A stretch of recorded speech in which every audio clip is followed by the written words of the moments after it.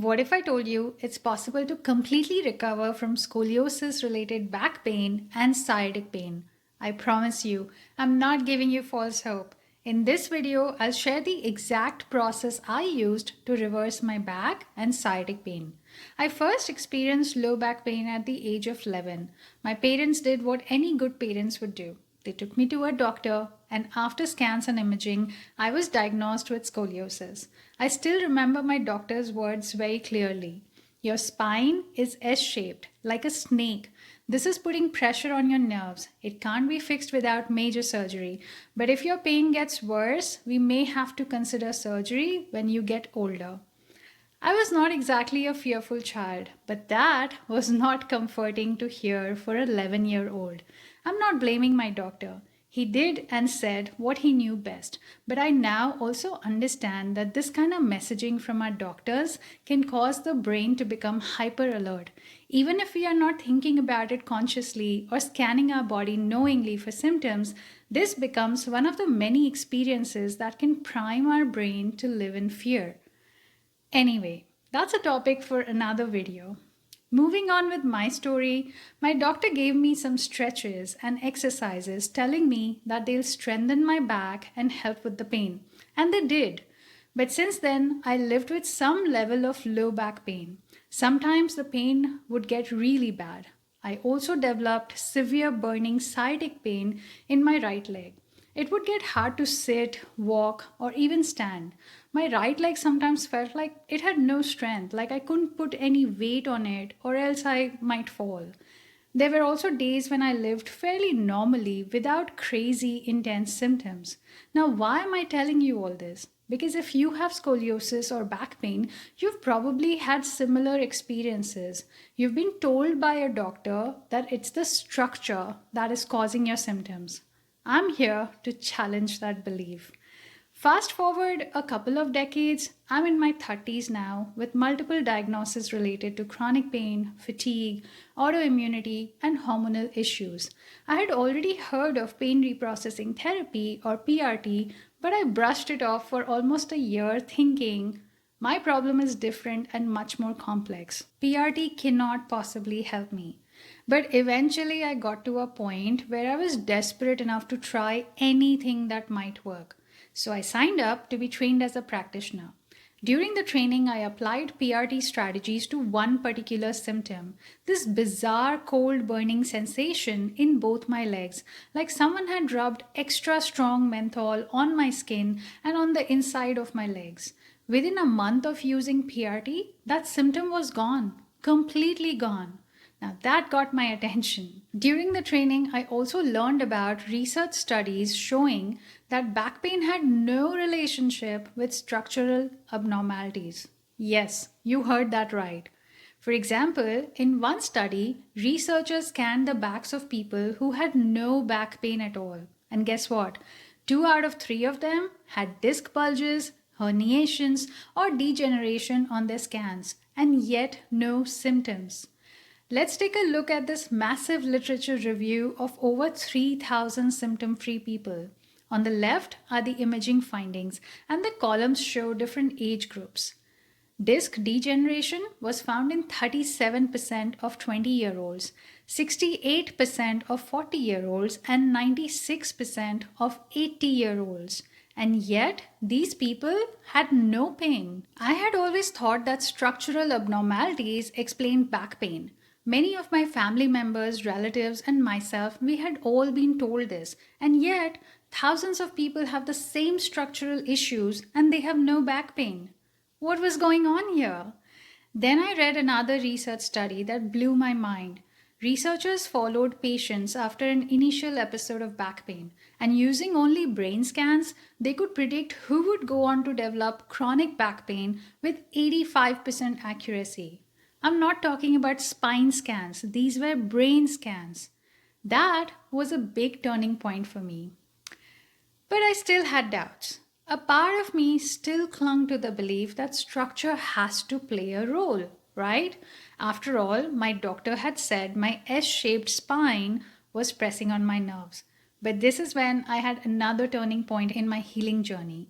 I found about the neuroplastic pain assessment criteria from the Pain Reprocessing Therapy Center. It's basically a list of criteria that helps to assess if the pain you're experiencing could be due to changes in the brain and not due to structural issues. One criterion was family history of chronic pain because families often share neurological and biological vulnerabilities that fit. Another criterion was personality traits such as perfectionism and people pleasing. Check. Childhood trauma? Check again. I already knew from the Adverse Childhood Experiences Study or the ACE study that childhood trauma survivors have a much higher risk for developing physical and mental health illnesses later in their life. But chronic pain too? That was new to me, and it seemed like all the puzzle pieces were finally coming together. Then came the question of how the symptoms started. Did my pain come after an injury? No, but I have scoliosis, and according to my doctor, probably since birth. But this is when it occurred to me, how come I didn't have any pain till age 11? My brain tried to come up with a logical reason growth spurt.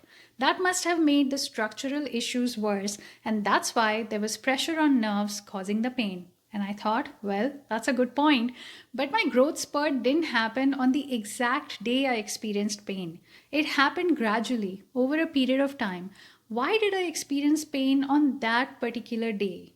That's when I came across another criterion. Symptoms begin during time of stress. Now, in the assessment criteria, it isn't clear what kind of stress they are talking about. But in my experience, the stress can be physical, like an injury or surgery, emotional, like a significant life event, pathogen based, like an infection, or toxin based, like exposure to chemicals, dyes, heavy metals, or mold. For me, growing up, there was plenty of emotional stress. On the exact day my back started to hurt, I was shamed and criticized once again. I was very furious at the unfairness of it all. I remember taking out my anger physically, and that's when I injured my back. So my pain began during a time of physical and emotional stress. John Sarno wrote about this exact thing, by the way. Unprocessed anger sitting at the root of all back pain. It was like joining the dots together. It was all finally making sense. The last thing that drove it all the way home for me was the criterion symptoms are inconsistent in location or intensity. That was my story. Some days were worse and some days were better. But if my spinal curve pressing on nerves was truly the reason of the pain, shouldn't the pain be the same every day? The spine couldn't possibly be changing shape for better one day and then for worse on another day. Think about it. Does your pain show up in exactly the same way every single day? And if not, why not? In addition, the exercises and stretches that were given to me to strengthen my back were helpful at the time.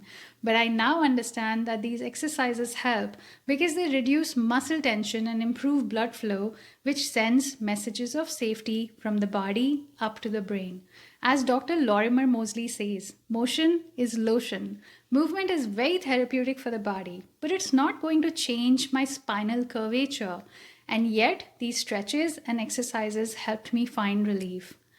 All of this, the research, the assessment criteria, my lived experience, it all helped me to see my back and sciatic pain very differently. This is when I began practicing PRT. I started with somatic tracking, which is like a guided mindfulness practice where you focus on your symptom as a neutral observer and you watch what unfolds when you do that. My first attempt at somatic tracking failed because I expected the pain to change. Now, that's not being neutral. But once I was able to let go of the expectation and just watch with curiosity, the pain moved. It bounced from one place to the other. This gave me even more evidence that my pain wasn't due to structural issues. After all, when I get a cut on my finger, that pain doesn't suddenly jump to another finger just because I'm paying attention to it. If you'd like to try somatic tracking for back pain, I'll link to a guided exercise in the description below. My next step was to use safety reappraisal, which teaches the brain to reevaluate the level of danger it sees in every movement or activity. For instance, reminding myself that my body was okay, there was nothing wrong with it. Sitting isn't dangerous and it shouldn't have to cause pain.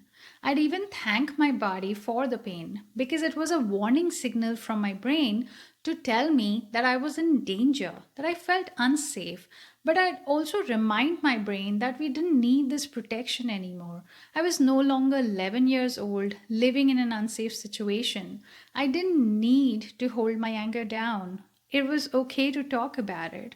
I started to approach my symptoms with laughter and lightheartedness. When I'd focus on the symptom as a neutral observer, it would hide, like we were playing hide and seek. That laughter, lightheartedness, and curiosity, they were the key. They broke my brain's fear loop and brought me back to safety. I also did a lot of trauma processing using parts work, and it taught me to safely express my thoughts and emotions and also hold space for my younger parts who were hurt or angry. I know it sounds like a lot of work, and it is. I often think of brain retraining to be similar to the work stroke patients have to do to regain their lost abilities. It can get intense. I'm sharing with you something that really inspired me to not give up on my recovery. Changing yourself is hard, but living like you are is hard too. Giving up on comfort eating is hard, but living with the shame that creeps in after binging is hard too. Getting on a stage and talking in front of an audience is hard, but sitting in the shadows and never being able to speak up is hard too. Choosing to be yourself and facing the possibility of others disliking you is hard, but measuring your words and always trying to please others is hard too. Life isn't meant to be easy. Every decision, every choice you make is going to be hard. Choose your hard. For me, challenging my old beliefs, being open to new ideas, and changing how I live my life was hard. But living, or rather existing with the symptoms and diseases I had, was a hard I was no longer willing to do.